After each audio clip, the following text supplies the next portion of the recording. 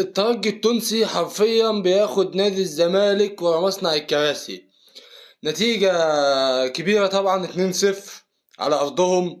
أنا بلاعب نادي الترجي بمساك محمد عبد الغني، وباك يمين عمر جابر، وباك شمال محمد عبد الشافي 38 سنة، وبلعب في نص الملعب بعمر السيسي ودونجا ما عندهمش فكرة أساسا إن هم ينقلوني لقدام، وبلعب بهاف شيكابالا خلاص بيودع وما عادش بيلعب كورة، هو السبب في الجون الأول. يعني الكورة جاية لك على حدود ال 18، بدل ما تاخدها وتلعب على طول او تلعب طويله على طول لقدام، عايز تخرم بين رمضان اللي هو افضل لاعب في الفريق الترجي، وكاد اقول ان هو افضل لاعب في افريقيا حاليا. لاعب ممتاز جدا.